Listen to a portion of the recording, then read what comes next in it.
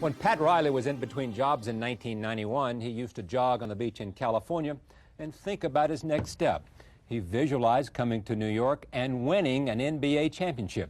Last year, he came within 2 games of making it to the finals. The 1992-93 NBA Coach of the Year is also an author. His new book is The Winner Within, Riley's blueprint for teamwork, not only for athletes, but for everybody. I'm pleased to have him back. Pat Riley, welcome. Thank you. Great to have you back. Yes. Now tell me about, I want to talk about basketball and a lot of other things, but this is about team. This is about, it's a personal philosophy that you think could do us all well if, in fact, we want to accomplish certain kinds of goals. Where does it come from? What's the genesis of it? Well, where it comes from is being obliterated, I think, on a regular basis in our society, and it has nothing to do primarily with blaming the media or television or movies or whatever it is, but there's one big failure message now that I think runs rampant across this country, and it comes, you know, out of the press because it is an obligation on their part to write about this turbulent change that we're going through, and a lot of people can't adapt to it. As a matter of fact, the book prior to this title was going to be titled "We're All in It Together," and that's about as simple as I can make it. It's been my experience that the only time that I've had great individual success, and I always think about it, if I do have success, it's always been born out of what the team has done. I've always worked for a team. I've always been around a team, and so sometimes I get sort of lifted up there and I start thumping my chest and I say, boy, I'm great, and then I realize that it all was born out of this aspect of being part of something that is significant. And I think that's the common denominator that I'm trying to get across in this book, Charlie, is the winner within really is an attitude about wanting to be part of something significant. And then when I think people understand this, they get rid of all of this other stuff that sort of gets into the way, and they don't listen to these failure messages, and they really share and enjoy that process. I want to talk about failure in just a moment, but let me just stay with the notion of teamwork. So what's the message with respect to teamwork? And how do you generate within the breast of those who are part of the team the commitment to the greater good at the sacrifice of the individual recognition? Right. It's the ultimate contradiction about human behavior, right, is that we always are people who have a self-interest, and there's nothing wrong with that. It's a natural phenomenon to want things and position and respect and money and security. I mean, we have to get those things out of the way. And we want to be recognized, and we want to be the best, and right, we want to achieve. Right. And do that. Right. I mean, do that. But 90% of the people in this country work for somebody. They work for a team. They're part of some organization. And I think what we have to sort of dispel, and I think people, the mainstream of America in the workforce, you know, all those people that work for somebody that feel like right now they're getting the wrong end of the stick, and things aren't working for them. And I mean, the messages that are out there, and you know, people are being laid off, and companies are downsizing, right-sizing, all of these things that we're going through, re-engineering, renewing, is that they just got to develop this spirit. And we talked about this before. This is more or less about, you know, the spirit of being part of something bigger and the blue sky philosophy. First of all, organizations are going to have to make more of a commitment to the employee. And they're going to have to make sure that if somebody in the 90s or in the 21st century is going to commit themselves and cooperate, that there has to be some reciprocation coming back. And it can't just be coming back with a pat on the back. People are going to want more out of what they do.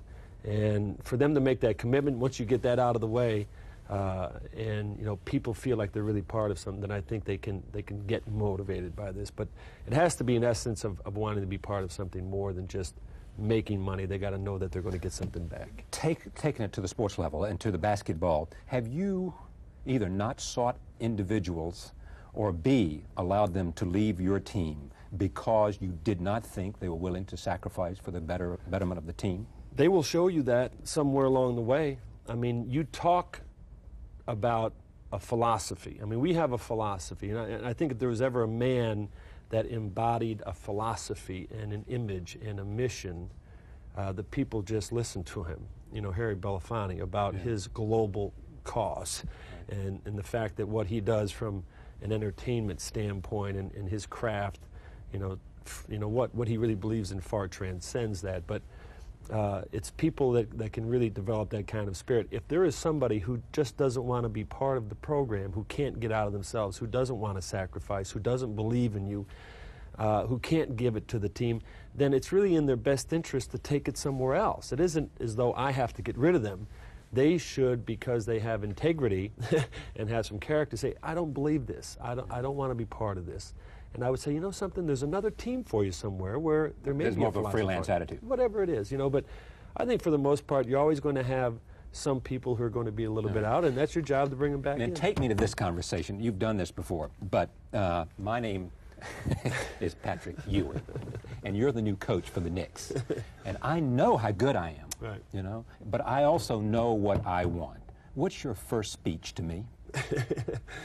Well, I will tell you what I said to Patrick Ewing the first time I ever saw Patrick. You can't visualize me as Patrick. The ultimate warrior, tremendous pride, gifted talent, obviously, but to me that's academic because everybody knows he's very talented, and a tremendous desire to want to win and to be part of something. And he has seen all of his friends, you know, sort of come along, and these competitors and people that he had played against winning, and or at least one of them right now, and he wants to be part of that. Patrick has to realize that he's the hub, he's the focal point in which everything is going to be built around, and when we can do that for him, and I think we have tried to do that. There are 10 new players on the team since I've come here. That he still is going to carry the brunt of this thing, is that once you create an environment, once you bring players in, and once you try to facilitate in a way that's going to help him, more pressure actually comes to him. So there's more pressure on Patrick now than there's ever been because he has a better team. And the truly great ones want this, and I think he's responded well to it. But I talked to him about this vision that one day, and again it's selling the blue sky, that we would go down, you know, Broadway or Fifth Avenue or whatever street it is that they have championship parades, and there will be confetti coming out the windows, and he'll be there. You want him to visualize that. Everybody's got to visualize it. If you can't see that, Charlie, you can't see an image that you desire to get to. If you can't see it every day and you just go in every day, and you're not going to ever get it. Because if you don't see it, you can't make the sacrifice. That's what hungry. That's what hungry is. That's what hungry is that you want that. I mean, you know, to this year it's got to be about not sacrifice or chemistry or commitment. It's about total. It's got to be a total sacrifice, and the total sacrifice is finding a way eventually that you have come to peace with this whole thing about individual success, and then you're going to get out of yourself. Just get out of the self of yourself. Get out of yourself and get with the program voluntarily. And it's the hardest thing to teach people. What percentage of NBA stars are operating at their maximum potential? I think the winners give every single ounce of energy they have to give to win. Some of them, Michael, all of them. All of them. And I've always tried to define, and I've gotten to the point over the last 25 years of being part of team sports, is that what is the difference between winning teams and the winner? And the Knicks are a winning team. They're a profitable team. It's a good business. The city's excited about them. The players really feel like they can win, but we haven't won yet. And we don't want to lose sight of that fact. A lot of people are very excited about this team and they think they've won. We haven't won anything yet. There's one winner. And the difference between the winner, the Michael Jordans and the Magics and the Larry Birds and the Kareems and all those people that have won championships is really an attitude, and it's the attitude that I'm talking about. You know, it's the winner within is a voice, it's an attitude, it is something that you bring with you and you cultivate it and you carry it to every aspect of your life, not just the game. You just bring it out to everybody. And people sense this. There's a certain uniqueness about Michael and Patrick Ewing and those kinds of players. And where do they get it? Who knows? Where does it come from? It comes, I mean, was did Pat Riley find this somewhere along the way of life, or did his father? We've talked about this before in a very eloquent and poignant manner. Did you find it, or did you know? You develop it. It isn't something that you just find. No, I don't mean that you go buy it and say, look, I'll have one of those in a size 44 extra long. Right. But you say, somehow it happens, that it is part of you, inculcated within you, is the notion that I want to win. in the best sense of the word, not in the worst sense of the word. And it does, it clicks. Yeah. One day it clicks in. And for whatever reasons, it could be an environment, it could be a team change. If you take a look at what's happening in business today and across the board, the companies and the industries that have began to retool back in the mid-'80s versus the ones that are caught up in trying to do it now, and the tremendous fear that that is running rampant through the people who work for these companies and what they're sort of facing. There's always one, though. You see, there's one company, and there's one player, and there's one team, there's one individual, there's one nation, there's one somebody who is always above this because they never allow anything to get into their way. They don't listen to the failure message of the press out there. But the point that I'm making, where do you get it, is it's something that comes from inside. It's an environment. It's something that you have been educated by or from, and you bring it with you, and then all of a sudden it sort of clicks. But in many cases it can be dormant, and it takes a coach or it takes a stimulus from outside to act as a catalyst. Or a competitor. Or a competitor. Or something. Or a marriage, or a move, or a change, or a failure. I mean, there's Speak something. to failure, because you talk about failure as a positive experience that you grow from.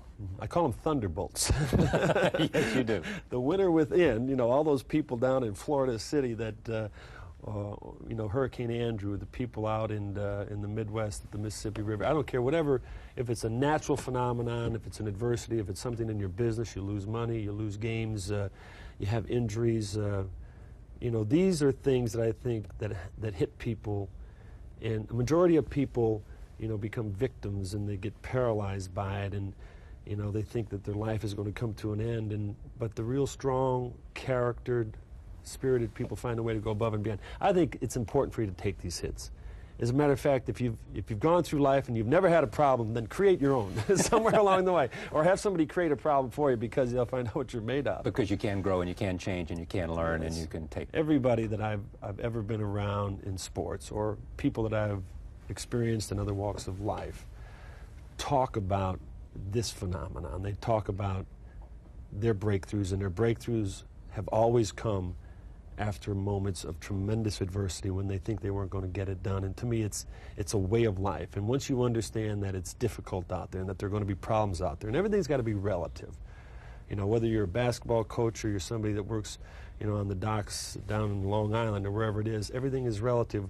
You take your hit, it rocks you, and you just come back from it. You have to come back from it. What's the toughest hit you've ever taken?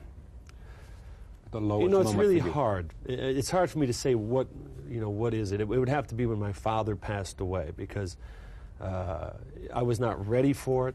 I did not have a chance to tell him what I wanted to tell him. I can only recite this now after years of thinking about it, but it was such a surprise. You know, it was the telephone ringing in the middle of the night, and you pick it up and somebody gives you this information, and you say, you know what happened. But you know, it would have to be that, the loss of somebody. And there has been a tremendous amount of research about this, is that when people have had profound losses, they will gain a lot of strength, a lot of inner strength from that, and they will have a different perspective about things, and there's nothing wrong with it. But I'd have to say that without a doubt that was my toughest hit. Yeah. Let me talk about beyond the winner within, about basketball today. Tell me what you think about Michael Jordan, not Michael Jackson, Michael Jordan, and the gambling issue, and where you come down on that now in terms of the NBA and in terms of Michael, and what kind of problem you think it is or isn't, and how much of this you think is too much press. Michael Jordan simply is the very, very best at what he does in his industry. No question. Without a doubt. You know, and I think everybody knows that there is always somebody in some industry. Is he the best ever? Arguably, he could be. You know, I still think the greatest player of all time is Kareem Abdul-Jabbar because of his longevity. 20 years. Yeah. You know, 20 years of every single night. Now, Michael's been around 8 or 9 years, and if he ever played 20 years, it would be maybe him. But I think greatness is born out of longevity. So, but arguably from a talent standpoint, there has never been anybody quite as electrifying as him. And now I think he really has developed the attitude of having a winner within. But, you know, the book, The Winner Within, certainly has the competitor within. Right. It's about cycles. You know, it's about being part of something over a long period of time. And I use the platform that every team has about 10 years before you start with innocence, and then there's growth, And inevitably, winning or losing will run its course and there becomes change. Michael is in the middle of that process right now. He's going through these cycles. They've gone through the innocent climb. They've gone through the adversity. They've gone through the wounds that they suffered to Detroit, that they gained strength and character that has allowed them to win 3 championships in a row. And now they're at a point now where there could be some change coming. But what happened with Michael is that he is a phenomenon that captured the imagination of the world. And he is under such a microscope that any kind of normal behavior, like going to Atlantic City, is a normal behavior with a lot of people, you know, we don't ever write about, or playing golf. I mean, obviously the bets that were involved in these things, you know, are one thing, but it's his own personal life. And he has been scrutinized above and beyond, but that goes with the territory there. I don't think... So you find no fault with anything only about in judgment. His gambling? Only in judgment. Only in judgment. You know, and I think until... What does that mean, only in judgment? Well, there's a great Indian saying that says that don't ever judge anybody until you walk in his moccasins, right. Okay? And until anybody has ever been in Michael Jordan's moccasins and the kind of pressure and competitive industry that he's in and what he is asked to do... They can't raise questions about him unless they walk can ask, no, they can ask questions about him, but I don't think they should judge them above and beyond. Right. That's the point about the media. The media today is an animal that has to be fed every single day, and if you don't feed it the right things, it's going to write whatever it wants. Now, you're telling me. You are that. But think about it. While there's constant change, there's this tremendous change. The media for years and years have been talking about, well, why is America behind the Japanese or other European countries when it comes to product? There's such a cultural change when it comes to quality. And when you change quality in America, you change the culture. And when you change the culture, there's tremendous change within the individual. And so while their failure message is running rampant about how bad things are, we are going through a dramatic change right now. And I know I'm getting off the beaten path when it comes to Michael Jordan, but the media goes above and beyond in its scrutinizing of a guy like Michael Jordan to the nth degree that I think what I heard you saying is that you have some question about his judgment in terms of because of the media, the intensity of the pressure and what signals it might send and how it might be perceived. Double standards. Double standards. Yes, Michael is a double standard. You have to be above reproach. You just cannot put yourself in a position. And he has to come to grips with that notion. Yeah, and I think he does. I think he understands that, and I think there isn't anybody that was more, I think, upset and saddened by the events that sort of led up to this monumental exposure on his part, because he has been an exemplary example for years, you know, for kids on television, in the games. He never ever did anything but sign autographs and do all the right things and had charity events, and so it happened for him, and I think he really got, you know, I think he got a lot of negative publicity that he didn't really deserve. You ever played golf with him? No, I have not. I won't either. I will not fraternize with the enemy. I try to teach my players that. No. You will never, you don't socialize with him. Suppose Michael came to town and said, Pat, let's have dinner. I will not. You wouldn't? No, I teach my players. I try to teach my players. Well, Barkley doesn't buy your message. That's okay for Charles. Everybody skins a cat differently. Michael Jordan is a competitor, and he's, to me, the kind of player, when he's on the court, will rip your heart out. He'll tear it out, and he'll splatter it on the floor and step on it because he wants to win. Now, there's nothing wrong with that so either. Do you. So do you. Yeah, there's nothing wrong with that. You know? Yeah. But no, but you don't want to have dinner with him, and you don't. And so when Barkley's there fooling around with him and having dinner with him the night before, you think that's the wrong attitude. Makes the hair on the back of my neck pop out. You know. But anyhow, I mean, I cannot control my players' lives when it comes to that. But I just want them to know that they better hate those guys, and they better go all out. You know, somewhere along the way you can show respect for them, but not when you're competing against them. No way. No way. No socializing, no fraternizing, no... Not unless you know you have upper control. Unless you have the control, I think. Yeah. Michael knows how to use that. He's also a psychological player, isn't he? I do think he uses it to an advantage, and... as McEnroe did, and a lot of other people. Know thy enemy. Know thy enemy. Know thy enemy. Don't give him too much. There are those who say the Bulls are going to be better next year than they were this year. What they got was a cushion with Tony Kukoc. Right. And for 3 years they have pushed to a point where they were bending. Stretching the edge of the number of players they had. That's right. They did not break. And I don't think 2 years ago they would have endorsed the fact that a player of this renown would come in and disrupt the chemistry. They might have been a little bit too territorial. I think now they have won 3 in a row. They know what it is to be a winner, and I think they just would love to continue this thing. And this is when a team becomes truly great, when they can say, bring all the other great ones in. I don't care if you take some of my territory. I don't care if I'll give them some of my money. I just want to continue to win. And I think that's what he's going to give them. He's going to give them a psychological cushion as well as a talent So cushion. what have you got coming in to help you? Hope. No, we are a couple of years behind them from the standpoint of we got a very good team. We're one of the best 3 or 4 teams in the league. And are you younger than they are by a wide? We have our core players are young, right. very young, and except for Patrick is 31, but he's got a young body. Even if he was 40, I'd say he'd have a young body. We'd always rationalize these things to our advantage, you know. But ours is growth. If we could get a player that we feel like could really help us get over the top without what you need is somebody to bring the ball up court. Well, that's again open for conversation and debate and argument. We need a little bit more than that. But what we need You needed Bobby Hurley. Huh? Well, we couldn't draft any of these I players. know. Go ahead, tell me. What do you need? We need just to continue to what I talk about. We have to grow. This whole cycle of All right, but talk about it in terms of specifics for me. I mean, I'm going to be there. The point is that you can't. For every game at the Garden next year, I'll be there. But you know what happens, the phenomenon, you have to be careful with this as a coach with a team, is that everybody out there is clamoring for something.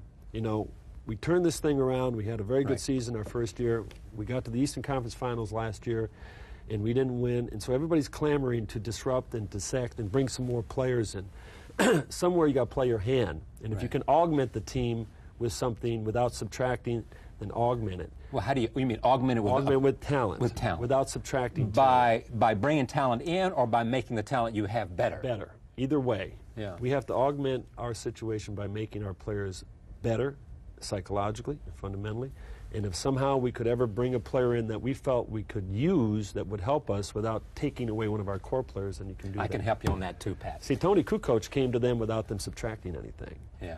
That's how you become great. You end up getting something without getting rid of anything. By the sheer law of mathematics. Whatever, mathematics, right. You augment your team without subtracting.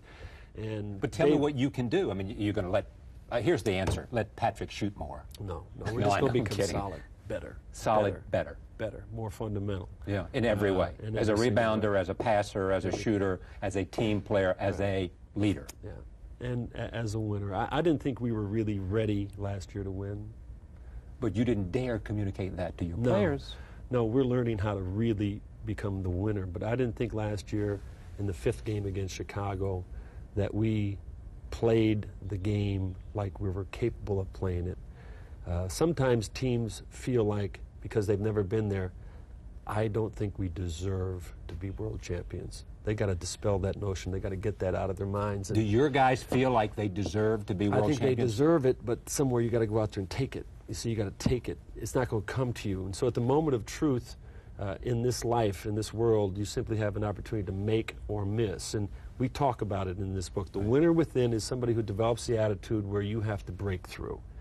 Until you can, get to the threshold of that and really break through, find a way to go above and beyond and break through, be it mentally or psychologically or physically, then you're always going to be just a step short. Do you fear any coach that that you're up against somebody that's smarter, more gifted, a better strategist, a better motivator than you are? I have tremendous I know you do. Well, respect for all. But there isn't any. I don't ever zero in on the personality at the other end of the floor. I really don't. I don't try to outcoach anybody.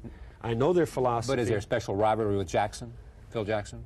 Not anything special. Not from my standpoint. Not any different than it might be if you're playing Chuck Daly or anyone else. And unless it becomes a media thing where I feel like I have to protect my position.